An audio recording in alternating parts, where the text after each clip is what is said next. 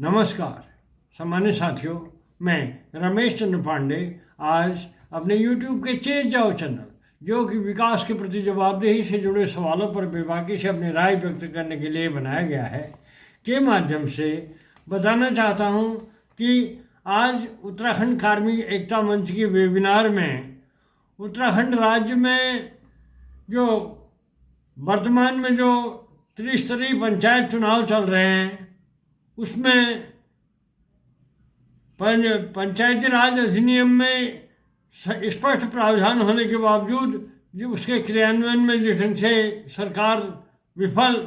नजर आई और सरकार की जिस ढंग से अपरिपक्वता नजर आई, उस पर क्या बोले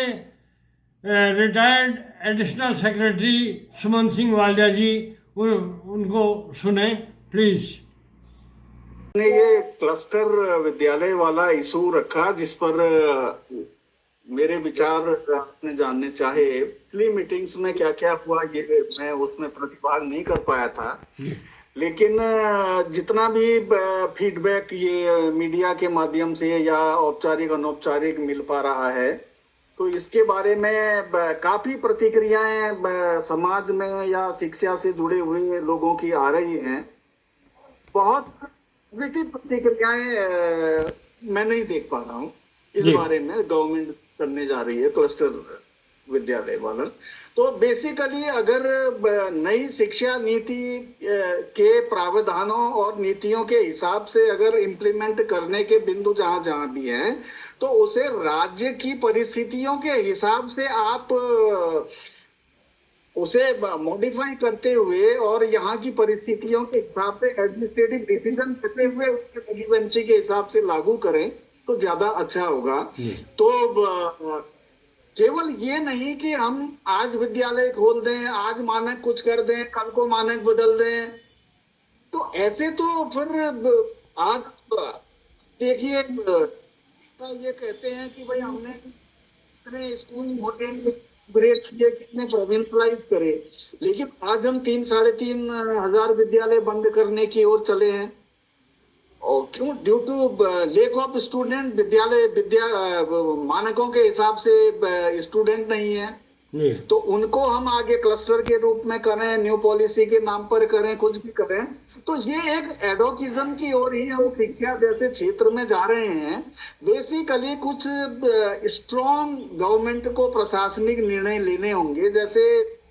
भाई अकाउंटेबिलिटी के सवाल पर जो लोग शिक्षा से जुड़े हुए हैं, टीचिंग से जुड़े हुए हैं या उसके प्रशासन से जुड़े हुए लोग हैं, उनका जैसा पांडे जी ने कहा कि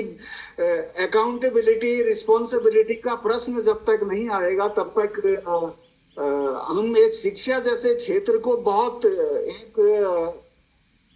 अपेक्षित जो भी अपेक्षित नया राज्य ही कहेंगे, तो ऐसे राज्य में अगर क्षेत्र को हम कम महत्व का विषय मान देंगे तो ये हमारे लिए जैसा बहुत लिटरेसी में बहुत अच्छी प्रतिशत में हमारा राज्य माना जाता है, तो हम बहुत अच्छी की ओर अपने राज्य को नहीं ले जाएंगे। इसे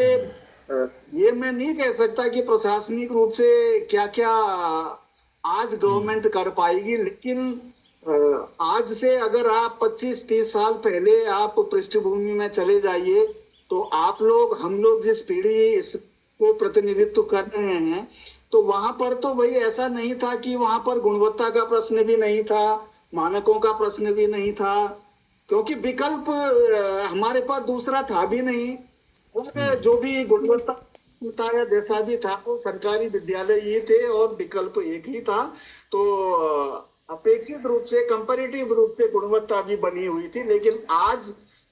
एक और प्रशासनिक सुविधा के रूप में जो भी कर्मचारी के तौर पर हो, शिक्षक के तौर पर हो, पेंशनर्स के तौर पर हो, केवल अपनी जिम्मेदारी, सामाजिक जिम्मेदारी और गवर्नमेंट की अपनी प्रशासनिक जिम्मेदारियां जो भी है, हम कहीं ना कहीं हम व्यक्तिनिष्ठ हो गए हैं। उसमें हमें थोड़ा सा इसको थोड़ा सा हमें ब्रॉडर और सामाजिक रूप से सोचना चाहिए। जैसे अगर हम ट्रांसफर एक्ट की बात ले लें, ट्रांसफर एक्ट बनाए जाने का मूल उद्देश्य यहाँ पर मेनली शिक्षा, चिकित्सा, मेडिकल आदि जैसे ऐसे विभाग थे जहां पर हम मेडिकल जैसे वहां पर्वतीय क्षेत्रों में विभिन्न स्थानों पर शिक्षकों की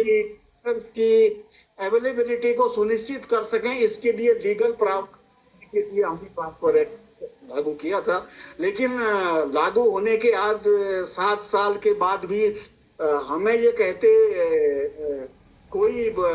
आश्चर्य नहीं है कि ट्रांसफर एक्ट का पालन तो 10% भी शायद ही हुआ होगा, लेकिन एक्ट होते हुए भी 90% जो भी निर्णय होते हैं एक्ट के होते हैं। और ये पहला एक्ट है देश में जहां पर एक लेजिस्लेटिव असेंबली से पास किए हुए एक्ट में धारा 27 जोड़ दी जाती है, जिसमें एक चीफ सेक्रेटरी लेवल की कमेटी रिकमेंड करके सीएम के अप्रूवल के बाद उस एक्ट के प्रावधान को डेविएट करते हुए निर्णय लेने के लिए एम्पावर कर दी गई एक्ट में। तो फिर जो भी हमारा लेजिस्लेशन बनाने का नजरिया था या मकसद था, स्पिरिट थी, वो तिरोहित हो गई है। कहने का आशय ये है कि प्रशासनिक रूप से गवर्नमेंट को जिम्मेदारी के साथ प्रशासनिक रूप से निर्णय लेने होंगे जो हमारे व्यवहारिक रूप से राज्य के हित में दूरगामी तरीके से हो। जैसे सरकारी कर्मचारी या और भी कोई गवर्नमेंट ठीक समझे तो उनके डिपेंडेंट्स को ये क्या विकल्प नहीं हो सकता कि सरकारी स्कूलों में ही पढ़ना अनिवार्य कर दिया जाए। ये एक विचार है। तो इस तरह के कुछ और भी विकल्प हो सकते हैं जहां पर हम ऐसे कुछ प्रशासनिक निर्णय लेने विचार करें, क्योंकि दुनिया के अन्य देशों में जो व्यवस्थाएं हैं हमें अध्ययन करके इस नए राज्य को केवल शिक्षा के क्षेत्र में प्रयोगशाला ही बनाकर नहीं रख देना है। हमारे यहाँ पलायन की समस्या दिन प्रतिदिन बढ़ रही है और डेटा हम देखें तो बड़े भयावह डेटा दिन प्रतिदिन आ रहे हैं। आप देखिए कि प्रत्येक हर 5 साल में जो आप चुनाव की स्थिति आती है, आप देखिए देहरादून, हरिद्वार, नैनीताल के जिलों में जो वोटर प्रतिशत बढ़ा हुआ है 30-40% तक वोटर बढ़ गया, और पहाड़ों में पर्वतीय क्षेत्रों में वोट प्रतिशत निरंतर कम जा रहा है। लिटरेसी रेट की स्थिति भी बहुत अच्छी नहीं है। तो पलायन की स्थिति, तो शिक्षा के क्षेत्र में प्रशासनिक रूप से भले ही आप नई शिक्षा नीति को लागू करें, लेकिन प्रशासनिक रूप से कुछ कड़े कदम और व्यक्तिनिष्ठ न होकर हमें सामाजिक रूप से थोड़ा ब्रॉडर विजन के साथ हमें चलना चाहिए। वो गवर्नमेंट लेवल पर हो चाहे संगठनों के स्तर पर हो, सभी के स्तर पर हो। बाकी इसमें गवर्नमेंट सभी इसमें शिक्षाविदों और शिक्षा से जुड़े हुए लोगों की राय लेकर, फीडबैक लेकर आगे निर्णय ले प्रशासनिक रूप से, तो ज्यादा व्यवहारिक होगा, राज्य के हित में होगा। बहुत सही। एक बात मैं पंडित जी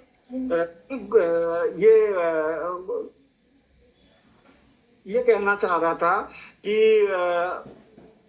जैसे अभी पंचायत चुनाव वाला इशू आ रहा है, पांडे जी ने आपने भी इसकी ओर इशारा किया, तो कुछ प्रशासनिक मामलों में थोड़ा सा गवर्नमेंट लेवल पर भी थोड़ा इमेच्योरिटी दिखती है, जिससे अकाउंटिंग का भी प्रभावित होता है। जैसे अभी पंचायत चुनाव के सवाल पर आपने देखा होगा कि शुरू में कोर्ट ने स्टे लगाया, तो स्टे इसलिए लगाया कि चुनाव राज्य निर्वाचन आयोग ने प्रोग्राम किया था,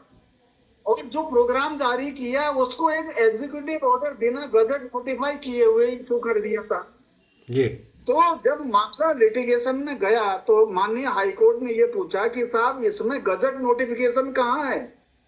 जब एक्ट पंचायत राज अधिनियम ये कहता है कि जो भी कार्यक्रम होगा आप गजट में नोटिफाई करेंगे। तो बिना नोटिफाई किए ही एक एग्जीक्यूटिव ऑर्डर के माध्यम से आप प्रोग्राम जारी कर देते हैं, यानी कि जो भी अकाउंटेबल लोग हैं, उत्तरदायी लोग हैं, उन्हें एक एग्जीक्यूटिव ऑर्डर और एक लेजिस्लेटिव या गजट नोटिफिकेशन का वैधानिक अंतर पता नहीं है। तो इस वजह से पूरे राज्य की व्यवस्था चरमरा गई। दोबारा आप देखिए कि एक बार एक सर्कुलर आता है कि 2 जगह नाम होने पर नगर निकायों में और ग्राम पंचायतों में 2 जगह नाम होने पर चुनाव नहीं लड़ पाएंगे, मतलब नॉमिनेशन नहीं करा पाएंगे, वोटर के तौर पर नहीं होना चाहिए। दोबारा राज्य निर्वाचन आयोग उसी को ओवररूल करते हुए फिर दूसरा आदेश करता है, वो भी लिटिगेशन में कोर्ट में चला जाता है। अब जितना भी फीडबैक हमें मिला है उस हिसाब से वो स्टे है। अब ये सुना है कि मंडे को फिर राज्य निर्वाचन आयोग फिर हाई कोर्ट में फिर से जा रहा है ये पूछने के लिए कि साहब कोर्ट ने ये ऑर्डर तो कर दिया है, लेकिन जबकि नॉमिनेशन हो चुके हैं और उनकी स्क्रूटनी भी हो चुकी है नॉमिनेशन की, तो ऐसे में हम आगे कैसे स्टेप बढ़ाएं, इसके लिए गाइडेंस लेने के लिए राज्य निर्वाचन आयोग फिर से कोर्ट में जा रहा है। ये बड़ी हास्यास्पद स्थिति है हाँ, कि सही। एक और गवर्नमेंट लेवल पर लीगल प्रावधान स्पष्ट होते हुए भी अकाउंटेबिलिटी नहीं समझी जा रही है और मसले में खड़े कर दिया जा रहा है, जबकि वैधानिक स्थिति पंचायत राज अधिनियम में स्पष्ट है। तो ये ना होते हुए भी उसे कोर्ट को स्पष्ट करना पड़ रहा है, ये बड़ी दुर्भाग्य की बात है। तो इमेच्योरिटी प्रशासन में है, तो ये हमें संगठनों के तौर पर इन चीजों को भी थोड़ा सा बेसिक बिंदुओं के रूप में समय समय पर अपने फोरम से गवर्नमेंट के संज्ञान में लाना चाहिए। मैं अपनी बात को बहुत सही, बहुत धन्यवाद सर। और कोई साथी अपनी बात रखना चाहें?